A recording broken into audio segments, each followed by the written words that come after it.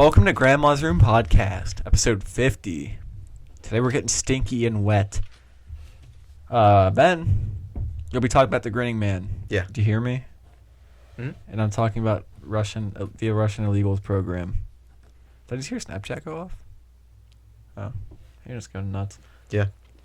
Peanuts. So for this episode 50, dude, do you want to start on your topic or do you want me to start on mine? I want you to start on yours, specifically since you have the longer amount of notes. So I did this research for the second episode of Grandma's Room ever, and we recorded it. And I guess was it the sound quality that was just ass? No, it was extremely boring. No, your topic, but Jordan and I had no idea what you were talking about. And that's kind of like when we didn't know how to podcast. Yeah. So it was just a lot of dead air. We still have that today, but yeah, but whatever. I was working on it last episode when you were taking a shit. Did you listen to that? No. The rambling? Okay. Well, I'll get into the Russian illegals program. So, what originally got me into this was that show The Americans, about the couple that was they were pretty much an American family, but they came from Russia and were spying for decades. But to start off with this, I want to get into the KGB. KGB was USSR's security, which USSR, for those who don't know, that was Russia back in the Cold War. It was their security and foreign intelligence agency from 1954 to 1991, when the Soviet Union collapsed. That was 91. It was essentially its own independent government body, and it specialized in intelligence gathering, border security, and enforcement of propaganda. So, and they were also used as a domestic surveillance unit, and they were also Russia's secret police force. So they everywhere had their hand in everything, and there were over 500,000 people working for the KGB. That's a lot. Yeah. They also staged coups and maintained stability of the USSR's communist government. So in 1964, they staged a coup that removed Nikita Khrushchev and replaced him with Leonid Brezhnev. It wasn't a violent coup. It was just pretty much told him you're not here anymore.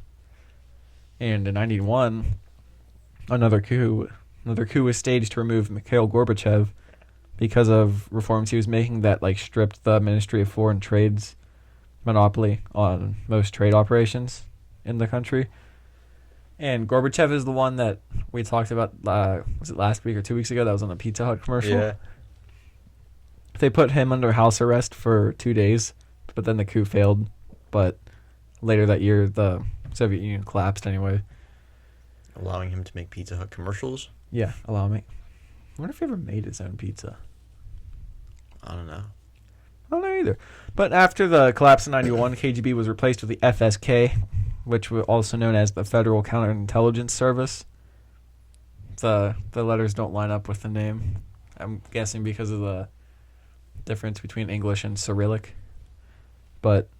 And the FSK was replaced in 95 with the FSB, which was the Federal Security Service, which remains to this day. That's Russia's new KGB. So I want to go into the Red Scare, because this all leads into how or why the illegals programs were a thing. So the second Red Scare, I don't know when the first Red Scare was. I think it was right after World War I. Okay. Because the second one was from 47 to 57, right in those times. I think the first one was in the 20s, because I remember reading about that in my American history class last year. Did it get as intense as the second one? We didn't go into it a whole lot. It was just just a quick overview. Okay. Well, if the second one happened immediately after World War II. They focused on the idea that communists were infiltrating the U.S.'s society and their government. And do you know what McCarthyism is? Yeah. The campaign against communists and government, society, and everything. It was a witch hunt. Yeah. Anyone that was suspected of being a communist was blacklisted. They were kicked out of their government jobs and everything. Even if they didn't actually do anything. Yeah, it was just suspicion. It was the Salem witch trials, pretty much, except without burning people at the stake. Yeah. And crushing them with rocks and stuff like that.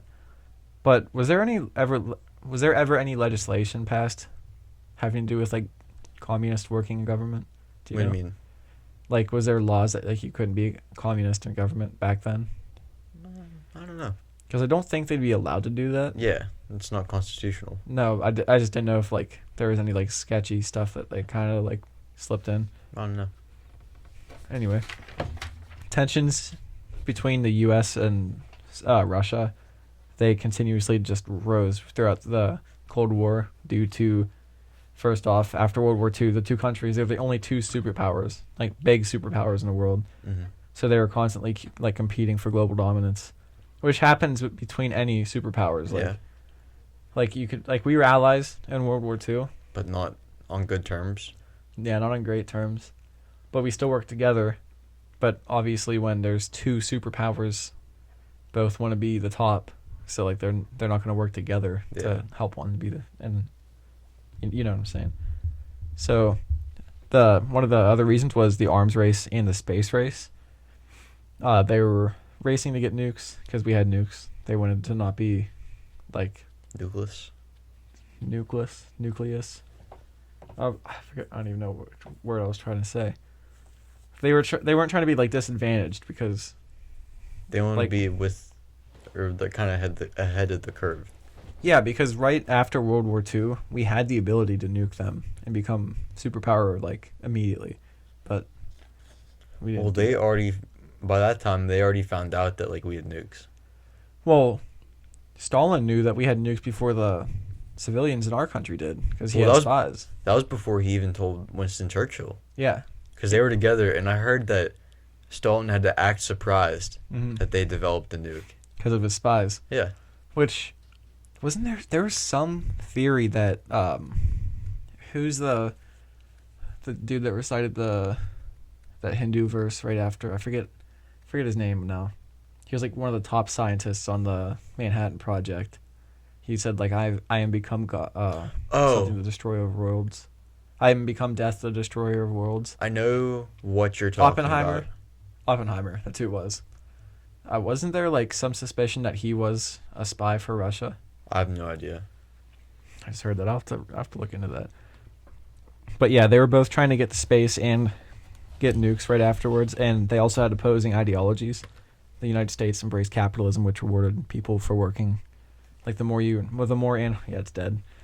The more and harder you work in a capitalist system, the more money you make. Mm. Soviets were communist, which means no matter how much you work or how hard you work, you make the same as everybody else. Essentially, it's never how it actually works. Like the people in the top always like dominate. Yeah.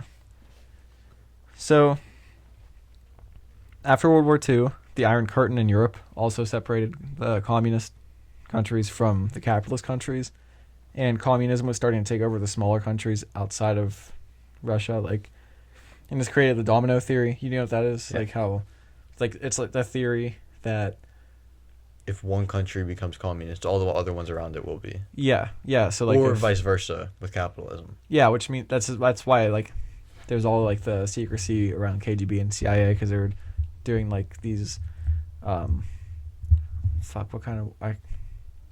why am I forgetting all my words today? All proxy wars everywhere. They had their hand in these countries, trying to get them to go their own way, but they never came out and said they were in the countries because it would lead to more tensions rising between U.S. and Russia. So, on August 29th, 1949, Soviets conducted their first successful nuclear weapons test called First Lightning. It was conducted at the Semipalatinsk test site in Kazakhstan. The design of the bomb was based on the Fat Man bomb, which was our first bomb that we dropped on Nagasaki. I guess not the first one. That was our second bomb, Nagasaki. But how'd they get that design? They're spies. Yeah. The more Soviets tested their bombs, the more the American public feared that they'd be bombed by Russia. So, this is all going to be coming into the illegals program. And there's whoa, I just heard through the microphones my stomach just gargled. Dude, that was my stomach. Oh, it was? Yeah. Oh, I felt my stomach do something. I thought it was mine. But Belly Brothers. Did we pretty much had to have like been doing the same thing, having our people over in Russia. Yeah. I just find that interesting. So more about the world. The same year that they conducted their first test, Chinese communists won the Chinese Civil War, which turned China into a country that was communist. They had 541,670,000 people, which is still more than we have today. I'm pretty sure they have billions now, don't they? But this was like a huge loss in the fight against communism because they just gained like how big of a country. Yeah. So back to the KGB, man. I just went over these notes, but I wrote them a year ago. It's just like trying to connect these dots. KGB was known and feared in Russia by their like civilians. They were feared because their brutality towards political opponents, traitors, and enemies of the state, and they almost always made it a point to silence people who promoted like anti-communist ideas and even religious ideas. Even people who were communists and open about it, if they weren't communist enough, like, you know what I mean? Mm. Like, it was never good enough to just be communist. You had to be like open and like proud of it. And so they were also notorious for torturing people for information and executing opponents to get them out of the way and to send a message to other people who had opposing views. And an example of this, there was a revolution in Hungary because Hungary was taken over by Russia. They were a communist country and their people were sick of it. And the KGB agents jailed and even executed the rebels who were involved in the revolution. I'm pretty sure like over 1,000 of them were killed. But the massacre in Yeltsin, so this was in Kazakhstan, December 1986. KGB was sent to Kazakhstan. There were protests because there was a change in leadership happening, and it's because the Soviets replaced Din Muhammad Kunayev, who was a native Kazakh citizen. They replaced him with Gennady Kolbin, who is a Russian. And obviously, people in Kazakhstan don't want a Russian leading their country because it really makes no sense. Yeah. So the KGB and Oman, which was the special purpose police unit, they shot down the protests using violence, and when it was all over, 250 ethnic Kazakhs were executed and 1,000 more were sent to prison camps like gulags and stuff like that. Ooh, so we're getting into illegals program now. The illegals program, it was directed by the Directorate S Department of the KGB, which I don't know what Directorate S stands for. Directorate Spy. I mean, that would be kind of blatant. But so the illegals program, the KGB used foreign diplomats in the West to spy and gather intelligence on other countries. Like they would go into like if they sent the diplomats to another country, they'd be in the Soviet not diplomacy. What's the like the building they go to that's technically their land. They would just have like a jurisdiction. No, I'm forgetting every single word. Their embassy. Okay. They would be employees of the embassy, and they'd be under like diplomatic immunity, which means that like they're exempt from the laws and stuff. Like they could do anything illegal and just be like, I'm a diplomat, and they couldn't be arrested. And that would be a lot of their cover. So other than diplomats, they would use illegals, which was a term that wasn't coined by the Russians themselves, but that was like our word for them. They would use illegals who didn't have diplomatic immunity. They would be spies with like a pretty solid backstory who would be posing as Americans or citizens of whatever country they're in, like spying in. So not being diplomats, it would be much easier just integrate into society and just get, like for lack of a better term, lost in the crowd. So like people wouldn't be suspicious of them because they would look like just any other American. And a lot of the illegals, they would move to Canada for a couple years before they went to America, so they could build up a backstory of like, I'm just a Canadian citizen moving to America because they like our country better. So because like if someone had moved straight from Russia, they'd be under the eyes of everybody back then. So they were valued as spies more than diplomats because they could integrate into society, like I said, and just become part of the crowd. The KGB also tried to turn people into Soviet assets, which would result and important information being available to the Russian government. So the spies were either referred to as agents or controllers. The agents were intelligence gatherers. They would actually be the ones out in the field getting pictures or documents or whatever they needed to do, which they would give to the controllers who would relay the information to Moscow. So it was like they would have to change multiple hands before it got back to Moscow. So the illegals program specialized in political espionage, economic espionage, military strategic espionage, and disinformation, which I couldn't really find any examples of disinformation. I guess that just means putting fake info out there to, like, I don't even know. I don't know. Throw them off. I don't know if they meant to throw the government off of their tail or to change the views of the society of them itself, like, which there's been proof of that today, like, not literally today, but like there is something in Texas, because you know how like everything's so political and like on edge now. There was someone found out, like, there was an LGBTQ rally right across the street from a gun rally, and they found out that the people who organized the two across the street from each other, the servers were actually over in some like Eastern Bloc country. So they think it was like government agency over there trying to like get people to fight more here. Mm-hmm. Which I don't know how true that was. I heard that. Well, I mean, that kind of thing has to happen. I don't know. I don't know if that specific example was that, but so like I said, they weren't called the illegals. The illegals program was coined by the Department of Justice, and it was a huge network of sleeper agents who were under the control. God damn! I'm trying to talk too fast. They were under no official cover. A sleeper agent is an agent in a foreign country with no particular mission.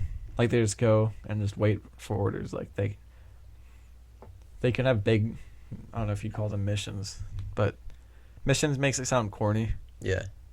But objectives that they have to like you need to find this out from this head of this corporation or whatever.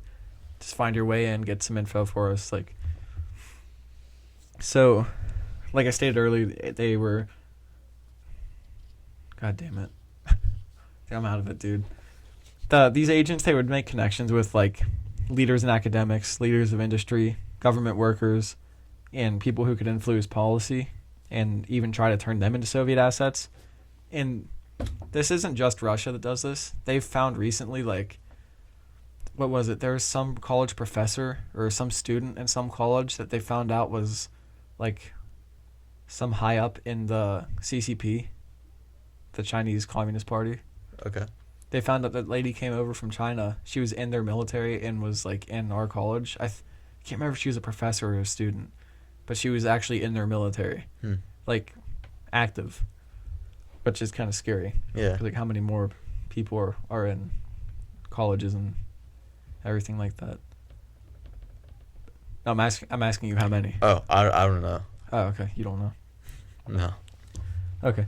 But, yeah, the USSR would also use actual American citizens who sympathized with the Soviet Union to spy for them. So, like, if they knew somebody would be up to trying to further the communist objective, they would also use them. And I have an example of that. Have you ever heard of Aldrich Ames? He was a huge spy in the CIA. Like, he was a big head of the CIA, which I'll get into his story later, but I'm going to go into Anna Chapman now. She was born Anna Valasinyevna Kushyenko on February 23rd, 1982. She was born in Volgograd, Russia, before the fall of the Soviet Union. She spied on behalf of the Russian government and was arrested on June 27th, 2010, like recent, with 9 other Russian spies aspiring in D.C., I believe. So all 10 of them were deported to Russia on July 8th, 2010, as part of a prisoner exchange between the U.S. and Russia, which means they have our spies over there in jail and possibly also just walking around their streets. Nobody knows. So she became an international celebrity after her arrest, and she was actually on multiple talk shows with Vladimir Putin, and she even did a photo shoot for Maxim, after she was caught for spying. You know Maxim. It's like a huge magazine here. Okay. She wasn't executed? No, they exchanged her for prisoners. I get that, but by the Russians, they weren't executed? No, they were working for Russia. They were like heroes to them. Oh, they were Americans. No, they were sent over here from Russia. Yes. I'm saying, though, Why would they be executed? I don't know. That's just what Russia does. I mean, They execute people who fail. I don't know, maybe back in the good, I wouldn't, not the good old days, but not the good old days, maybe just the old days. Mm-hmm. I don't know. Maybe it's because it was so public, she just went missing. Yeah. But 2001 to 2006, she moved to London and met Alex Chapman at a rave, and they ended up getting married in Moscow. Then she gained citizenship to England and got a British passport, which, just like how people would move to Canada, now she's living in England. She worked for multiple companies, including NetJets, which is a private jet company, and Barclays, which was an investment bank and financial services company. Then 2009 to 2010, she moved to New York and lived a block away from Wall Street in Manhattan. And she was a CEO of Property Finder LLC, according to her LinkedIn profile, which I don't know if that's just like a place where you can go to like buy a house or what. But she apparently told her husband that the company was constantly in debt for the first 5 years, and suddenly in 2009 she had like 50 employees and the company was successful. So she like laying the bricks of successful businesswoman. Nobody suspected her of being a Russian spy. So she wouldn't really use like radio communications, like you know how we talked about number stations. Yeah. She wouldn't like use that stuff often. I think she did sometimes though. I think this case was part proof of like some of those number stations are like actually like spy communications. But she's said to have used a private Wi-Fi network her whole time here to communicate with the SVR officials, which I think SVR is just some other Russian agency. She would often send burst transmissions from a laptop, which that's like you would send a large amount of information in like a small burst, so it would like make it harder to read because it was like did I play that number station for you? It just sounded like a screech for like a second, and it was like a burst of information if you slowed it down or whatever. But on one occasion, Richard Murphy, who was one spy in her ring, he was driving by a coffee shop where Anna was sitting and sent a burst transmission to her laptop. So that's how they communicate. They didn't have to like, they would just drive past each other and they could like do that.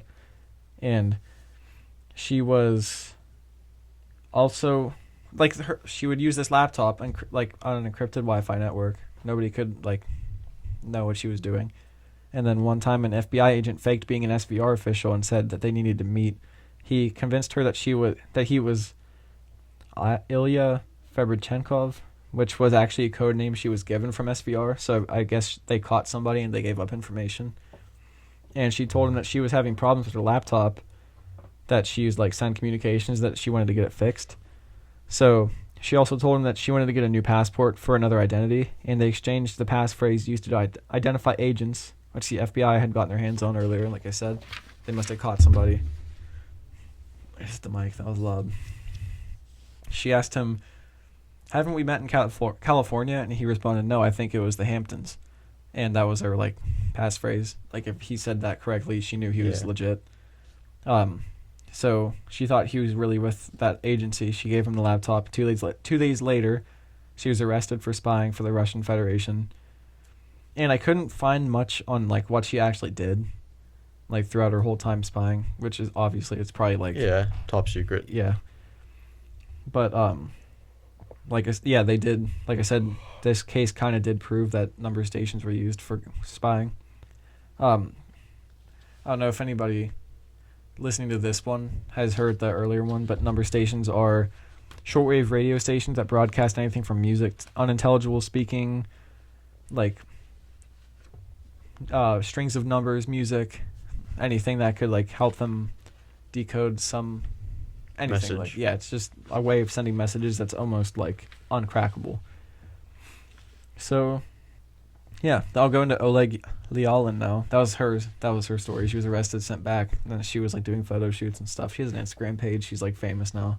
It's weird. It's super weird to me. But Oleg Lealin, he was born in 1937. This is much earlier. He died in 1995. He was a Soviet spy, defected from the KGB. This led to information that caused 105 Soviet officials that were thought to be spies to be deported from England on September 25th, 1971. He was sent to London in the 60s pretending to be an official of the Soviet trade delegation. He was arrested for drunk driving on August 31st in 71, and he refused to cooperate with the police, which raised some suspicions, like, why is he being, like, so combative? So his defection came afterwards, and the Soviet trade delegation actually paid his bail so to keep up his appearance of, like, I work for, like, a trade delegation. MI5 took him to a safe house since he decided to defect, and they dropped his drunk driving case because he got 105 people kicked out of the country for spying and stuff like that.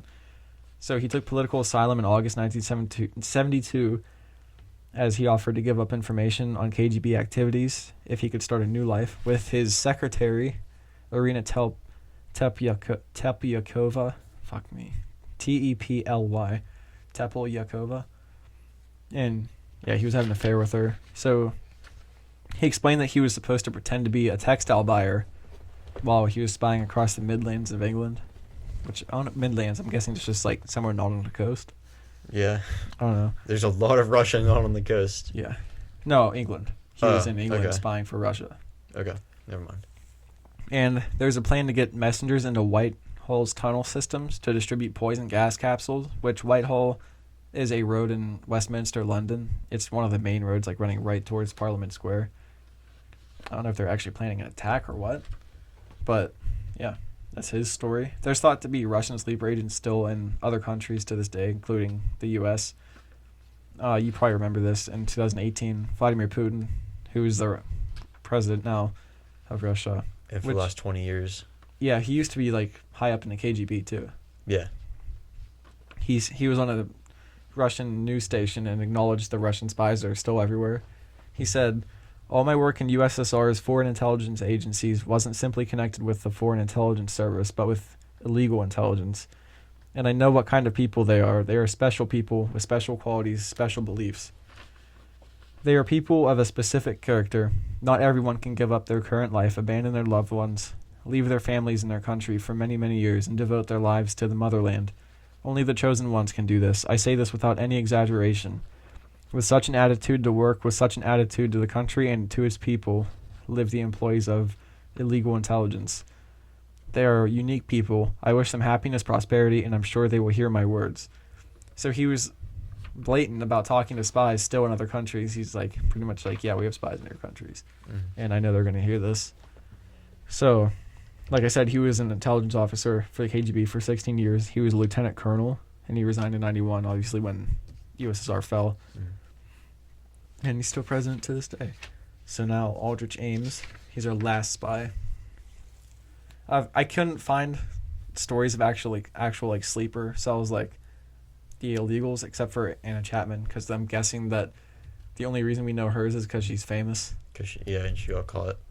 Yeah, which I'm sure they've caught other ones. Yeah. But I could only find, like, big stories, like, of big spies. Busty women. Wait, oh. Anime goth spies. Yeah. But Aldrich Ames, his name was Aldrich Hazen Ames. He worked in the CIA for 31 years. And he was arrested in February of 1994 for espionage, Ben. Espionage. That means spying. Thanks. Mm-hmm. Now I know. They also arrested his wife, who knew what he was doing, but they didn't, like, she didn't say anything. Well, she was just arrested pretty much for aiding and abetting because she didn't say anything to them. She just let it go on because she liked the money. He was getting a bunch of money from Russia. Ames got a life sentence and his wife got 63 months. He specialized in the Russian intelligence services in the CIA. Like, he was big. Like, I think he was the head of the Russian program in the CIA for a while there. Like, he was running the whole show, which let him get away with it for however long. So He was stationed in Langley, Virginia in 1985 to the CIA's Soviet/Eastern European Division, where he volunteered to pass classified information to the KGB. This first transaction earned him around $50,000 in illegal money. That's a lot of money. Yeah. Especially back in 85. Yeah. His main motivation was always the money, because he had very expensive taste while not making enough for that expensive taste in the CIA. After this, he was hooked, and him and his KGB handler met several times throughout the years. He passed info about FBI and CIA sources and operations targeting the USSR. And this got a lot of, like, I just slurred hard there. This got a lot of, like, CIA, like, agents killed by the USSR. And in December 85, he met with the Soviet sources in Colombia. And in 86, he was transferred by the CIA to work in Rome. He worked there for a while and still passed info to the KGB, but it wasn't as important as what was back in D.C. So he later got instructions from the KGB about contacts in D.C. since he was going to be stationed there next. Like, he was going back to D.C. after Rome. He also got a document stating that since he had started spying for them, they paid him $1.88 million. I don't know why he wanted a document from them saying, we paid you this much. Yeah. It just seems like the best way to, like... Evidence. Yeah, it's. I don't know if he wanted it for his own hubris, like, that he could show his wife, because who else was he going to show? But, yeah, that was just stupid. In 1989, he returned to D.C. He kept passing documents to the KGB. Like I said, he was doing it for, like... I don't know if he worked for the CIA for 31 years. I don't think he was spying for that long. Well, you say he started in 85 and they collapsed in 91. Yeah. So it's 6 years. He worked for them for a while, though. So that's what let him, like, get high up, and then he started passing info. Okay.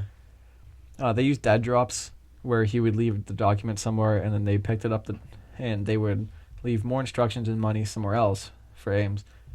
The KGB was killing agents that were working for the CIA thanks to the documents Ames had gotten them.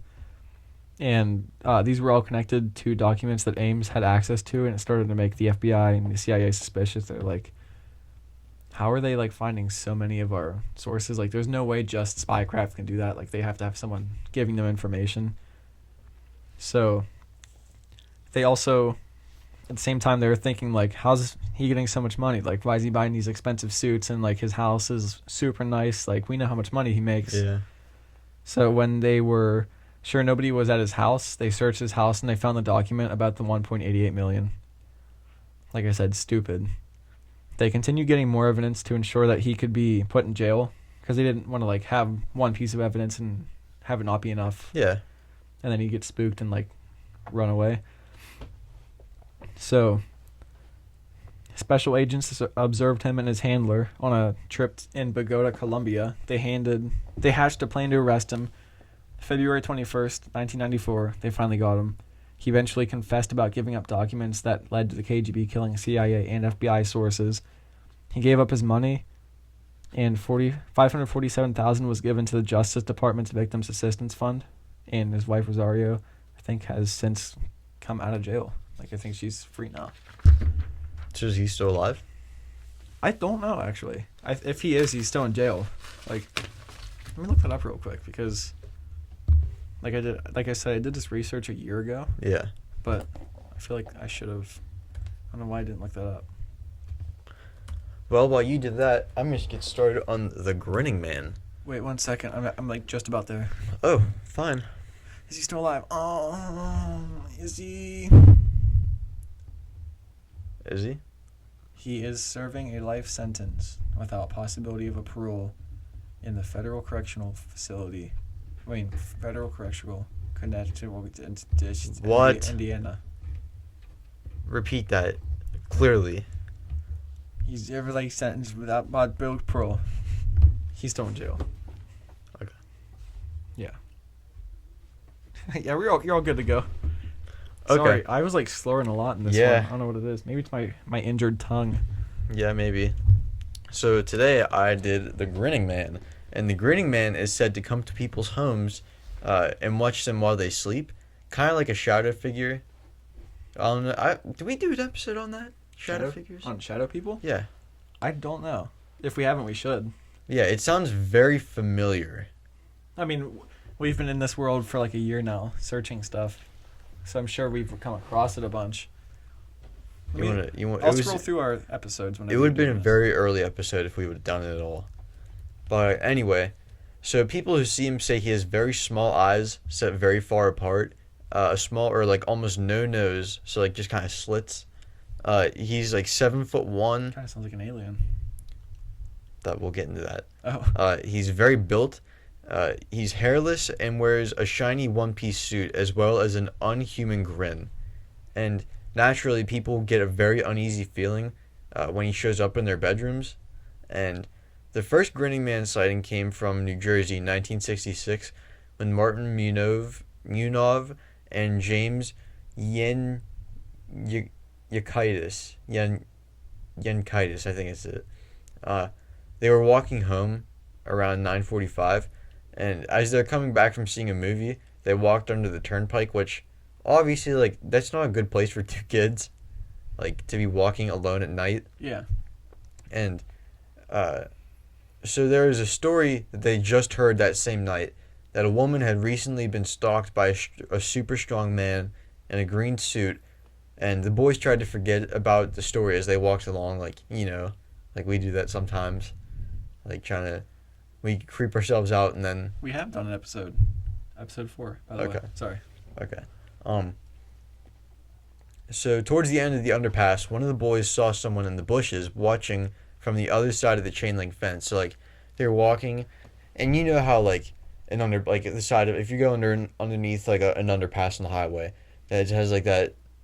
Yeah, like the hill going up to the bridge. There's a chain link fence before it got to that, so you couldn't go up like right underneath on the highway. It's like at the base of the hill. There's a fence. Yeah. Okay. And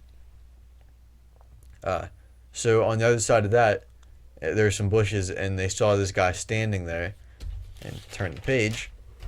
The person was extremely muscular and tall in a shiny one-piece green suit, and at first it seemed like he didn't even notice the boys because his attention was focused on a house about 200 yards behind them. Wait, was it like a morph suit? Kinda, except just without the head. Oh, that's weird. When you said green suit, I thought you meant like dress suit. No. Then he turned towards them, and the boys ran away, and they didn't stop like until they got home. And about the same time as the boys encountered John Keel, a ufologist, is that it? Yeah. He was studying a sighting reported about 40 miles away from where the boys were, and he decided to research their case as well as interview them separately. And both gave the exact same description of the man and gave the exact same place where they saw him. And the boys later said that the guy was the weirdest looking person, end quote, they had ever seen. And 3 weeks later in West Virginia, a man named Woodrow Derenberger. This had to do with injured cold, right? Okay. He was driving along I-77 when a UFO dropped right in front of him on the highway, or on the road. And the person who stepped out of the UFO had the exact same descriptions as the one the boys saw, except this time he was wearing a blue suit instead of a green suit. What are you doing with my pen? I'm just making a note real quick for after your story. Yeah, right. Making a note. So Derenberger said it asked him telepathically what the lights on the horizon were, and he realized that he was talking about the lights, like the light pollution coming from the next town over. And the man gave him the name Indrid Cold and proceeded to ask Derenberger all these questions about the area, which we talked about Hellier, 3 weeks ago now? Yeah. And Indrid Cold was a big player in that series. That was at the same time of the whole Mothman goings on. Yeah. And so Indrid Cold told him that he would see him again, thanked Derenberger for like helping him, and went on his way. And 2 weeks later, the Mothman's first sighting in Point Pleasant happened, and it prompted people to question if there was a relationship between the events.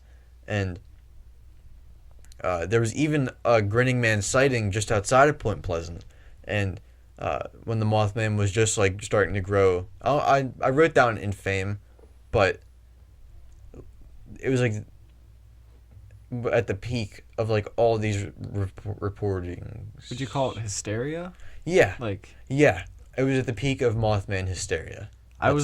There's this 5-part podcast. Have you heard of Astonishing Legends? They do like a bunch of paranormal stuff. Mm. I was listening to their Mothman series, and there's a bunch about Andrew Cold, and it was when John Keel went there to like investigate what was going on. He said it wasn't like mass hysteria, like people weren't freaking out, but he said the whole area just had this ominous tone to it when he went there. Like everything just seemed weird. Like I don't know. That's all I have to say. So the people who saw it, their name was the Lillys. Strange things had already been happening to the Lilly family before they ever even saw the Grinning Man, including things just moving on their own, like around the house, like they'd put something on the shelf and it'd disappear and like be in the fridge or something like that. Like poltergeist activity. Yeah.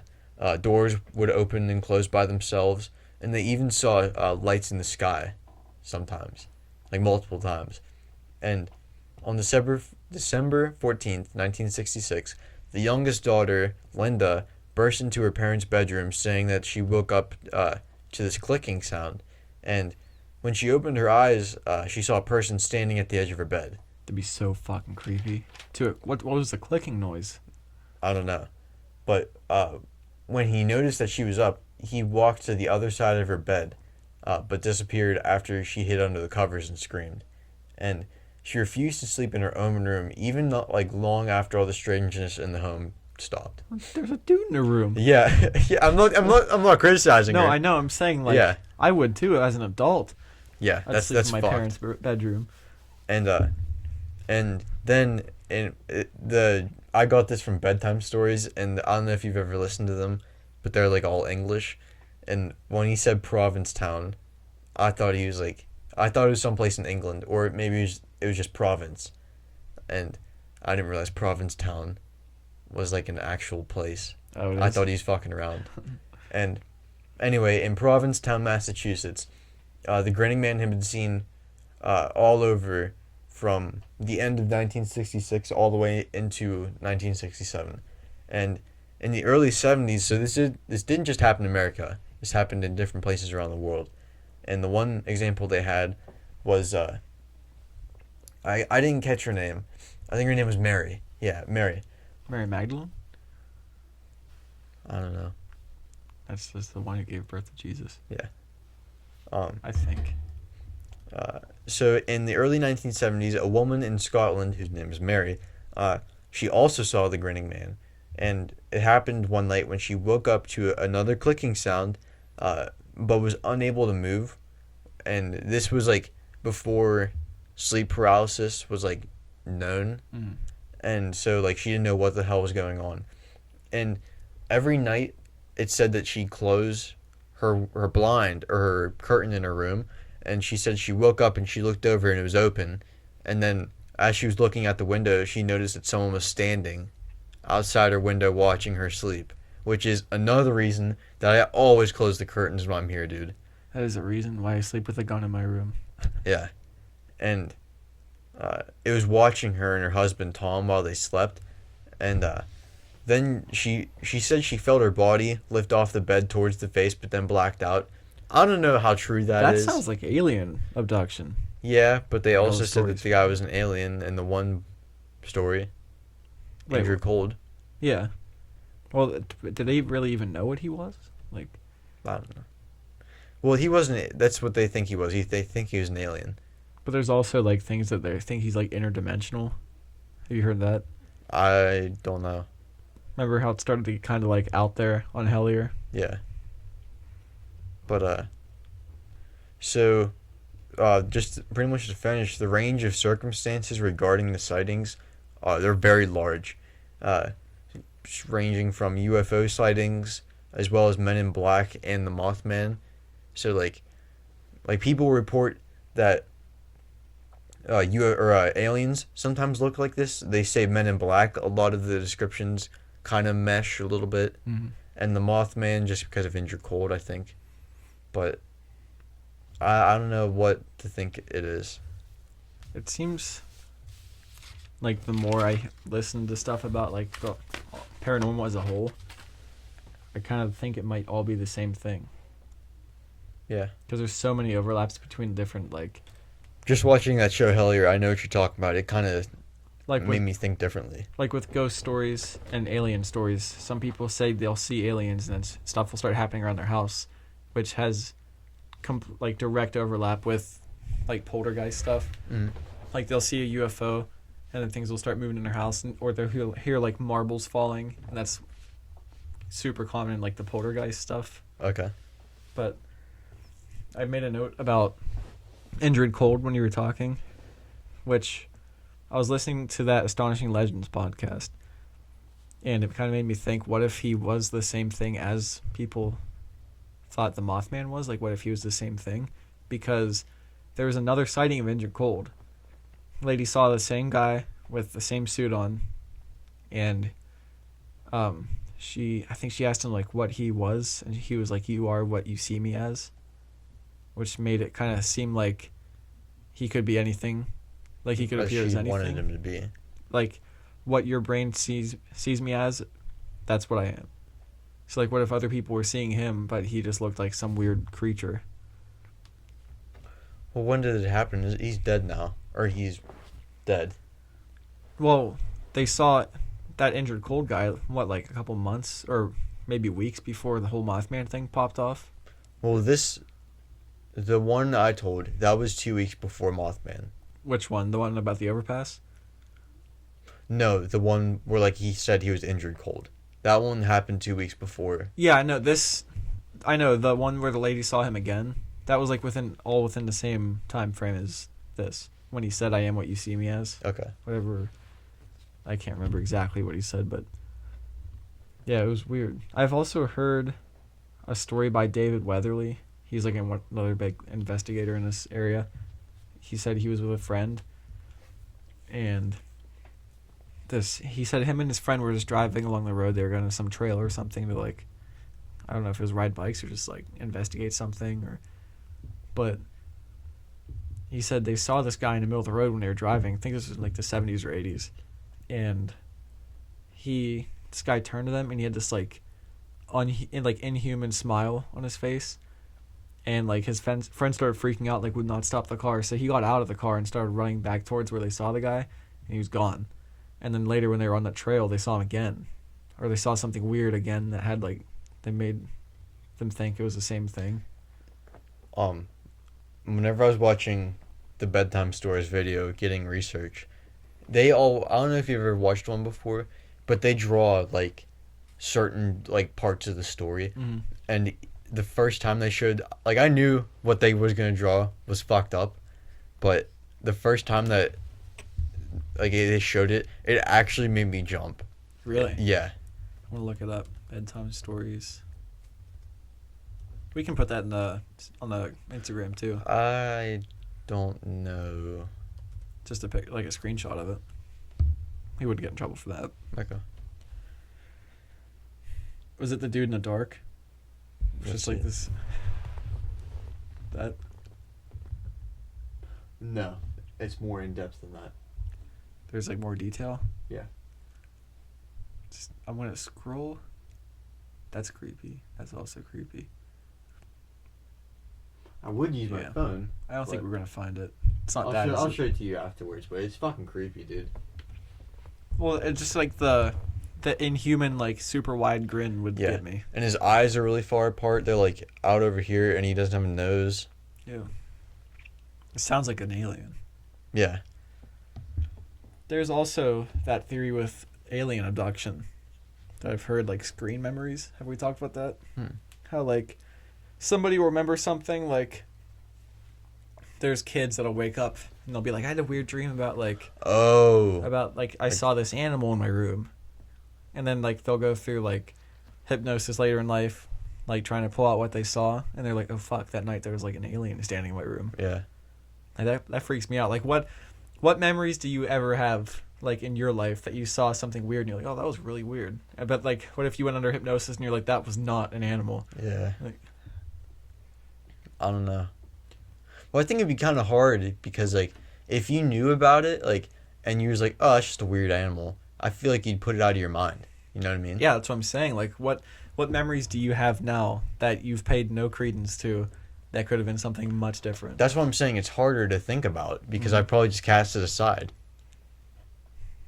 Yeah, like Jordan and I were skateboarding the other day, and we were going down, the road by Watkins. Yeah. We were flying down that road, and a bear ran out in front of us. Oh, dude, there's this one bear that keeps hanging around our house. What if it wasn't a bear? What if it's not a bear you're seeing? I bet it's not. What if it's Slender Man? Dude, come cut me. Slender Man's really stupid. I hate that whole story. I'm gonna do Slender Man next week. Are you? Yeah. Okay. Just kidding. I'm not fat, goth, and emo. You don't have big boobs. Yeah. Did you see that episode of not South Park, Family Guy, where Peter got really tall because he, like, the chiropractor, how they're like, those videos where they'll like crack your neck and then like they'll pull on your legs to make you like an inch taller. Mhm. Well, Peter got really tall, and there's these fat like goth emo girls at this carnival, and him and Quagmire and Joe and Cleveland, they're riding like those like really high swings, like it'll go up and it spins you around. Yeah. They're riding one of those, and Peter goes, "Kill yourselves." I think you showed me that. It's so dark, but I love it. Yeah, it's horrible, but it's hilarious. Oh yeah, dude, I had a weird dream last week. I had a weird dream last night. What was yours? So, it was me, your mom, my mom, and in the dream, one of my mom's friends and her like little kid. I don't think they're real, but They were their friend in the dream. yeah, and it was a blonde lady. That's all I can remember about them. And anyway, so it was like night, and we were driving somewhere, and they were fighting. My mom and this lady were fighting, and it was in the city, but it was like just us. Like we were alone, and it was blackout, and we were driving. We were somewhere, and we left because they were fighting, and then we're driving along.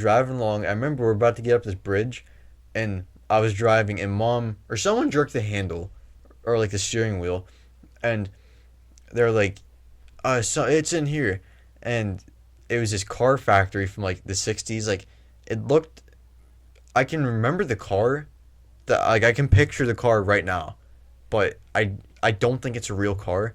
I can't even describe. It was pink, but like I can't describe what it looked like. But it looked like a 60s, like a super long car, and it was this old factory, and It was like shut down. yeah, but there's still like abandoned cars just sitting there, like that looked like they're still like on the assembly line almost. Yeah. And they're all pink, because I don't know why, but that's just how they're made. And I was like, I wasn't even paying attention to this point. I was like, oh shit, I can build me one of these and drive out of here with it. And so like I was just kind of like wandering around this place, and I don't remember what happened, but at one point we left, and like someone was getting chased, and then I showed up to this one place where they had been, and the kid was still there, and he started to attack me, and he's a little kid, and I was like, what the fuck are you doing? And I kicked him into like a newspaper, like the like the machine. Yeah, he put like a coin in it, and I remember like there was like fucking broken glass all through his back. I was like, what the fuck did I do? And they came back, and like in the dream, like I'm crying, like, oh my god, I just killed this little kid. Mm-hmm. And wait, why were they being chased by? What do you mean? no, one of them was chasing the other. I can't remember what happened. Oh, okay. But like, the one got chased out of the factory, and I was like, oh, because of the fight. yeah. And then I walked out, and I was like, oh, they're gone. I was like, I should probably go find them. But Time to anyway, kick this kid into a machine. yes, and it was like, it was inside. It was just inside, like like if you go to a restaurant, there's like the little lobby at first, and then the other set of doors. You walked in, and there was two doors on your right and your left, like one on your right and your left, and then the little newspaper thing.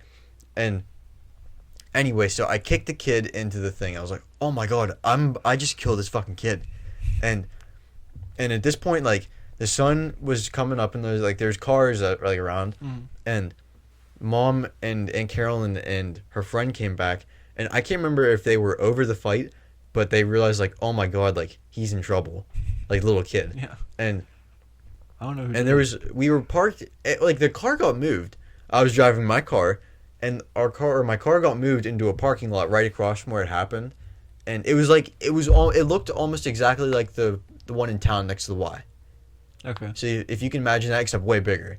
Okay. And Mom was like, "Go get the car!" And so I'm crying, and I'm running through traffic, and I almost got hit by a Lambo.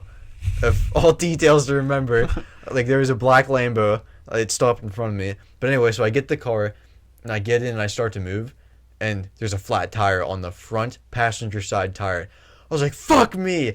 And I start to drive down, and the first street I come to is one way, and it's going the other way that I need to go. And so at this point, like I go down, and I just come flying up, and like I stop the car, and then I'll get in, and then I woke up. Fuck. It was fucking crazy. It was super detailed. Yeah. I don't have super detailed dreams that much. Do you? Like, is it often for you? Yeah. What's your secret? What? What's your secret? It's my secret? Yeah. Oh, to having detailed dreams? Because I love being able to remember dreams. I think it's from my diet of peanuts, banana chips, and pineapple tidbits. Oh, and cum. I heard if you eat a lot of cheese before you sleep, you have crazy dreams. What? I don't know how true it is. I'm gonna look it up. Well, what's your dream that you said you had? Oh, it was like 10 seconds long. Oh. I just woke up outside at night, and like I was just looking up at the sky, and I saw like a string of those Starlink satellites going. I was like, what is that? Like, I was kind of creeped out. And I was like, oh, it's just the Starlink satellites. And then I just see this like triangle, like this big black triangle with 3 lights on each tip just flying over me slowly, and then I woke up. Oh. That's it. I think it's because I look at this stuff for the podcast. It's like seeping into my dreams. Does eating cheese give you weird dreams? Came up as a suggestion. So incomplete as the evidence is, there is no solid proof that eating cheese at night causes nightmares. What we can say with more certainty is that if you eat immediately right before going to bed, or if overeaten, then indigestion might give you a restless night. Yeah, I can imagine indigestion would make it harder to sleep. Oh, the vitamin B6 can improve your quality of sleep and apparently leads to vivid dreams. So start eating Vitamin B6. Start taking just a bunch of B6 pills before you go to bed. Yeah, not really. We're joking. Yeah, don't take medical advice from us. Yeah, never. My medical advice to myself: feel some pain, let it go for a couple months, and if it stays, guess you're dying. That's what I do. Hey man, do you think we should maybe call it quits? It's almost 4 o'clock. Call it the Schlitz. Call it the Schlitz. I think we should call it shits. Yeah. Well, thank you for joining us on our 50th episode ever. Yeah. Let's hope for another 50 more. And another 50. Let's do 50 squared. That would be 2,500. That's doable. Let's 2,500 squared. I don't know. Somewhere in the millions. How many... Okay, about this. How many years will we... If at one episode a week... I don't know if this thing has a calculator. Let's do 40 years. If we don't make it after 40 years, we quit. After 40 years. We will be 50, 57, and 61. If we do 50 Or 62. episodes... If we do 50 episodes a year, 2,500 episodes, will be 50 years of podcasting. Oh my god. That's a long time. So what I think we should do is start doing like 4 to 5 a week. Jesus, that's a lot. Jesus Christ. Oh, Jesus Christ. So yeah, you want to plug some shit? Twitter page is up at room_grandma. We just type our thinkings out. Yeah. We should probably start putting like episode updates too, because I haven't. It's just been some thinkings. Mm-hmm. Like, why isn't there Yodel Rock?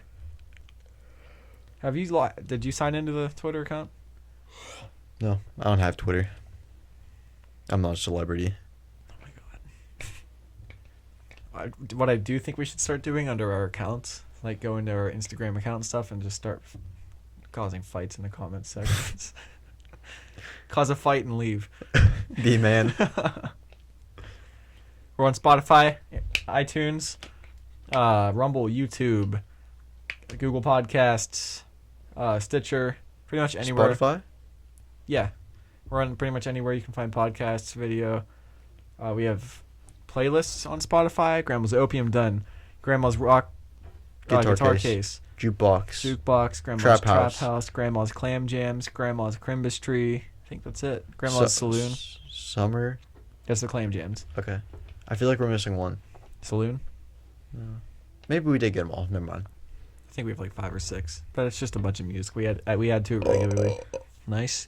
What else do we have? I made a Facebook page. We haven't really posted anything on it yet. I think I have this. Sounded disgusting. But yeah, that's it. Any last words for the 50th episode, Ben? No, but thank you for all who have listened. Mm-hmm.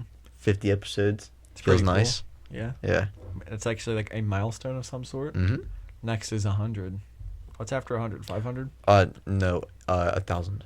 1,000. But multiply that by 40, divide it by 6, and then add 8. What is that? 10 seconds. I don't know. I'm telling you. Okay, multiply 100 by what? 40? Yeah. That's 4,000. Divide by 6. 4,000 divided by 6. That's not... You're just asking to surpass the 10-second mark. It's somewhere in the 80s. And then add 8. 80, 89, we'll say. Okay. So that's our next... 89's our next one? Mm-hmm. Okay. Stay golden, grandchildren. Thank you.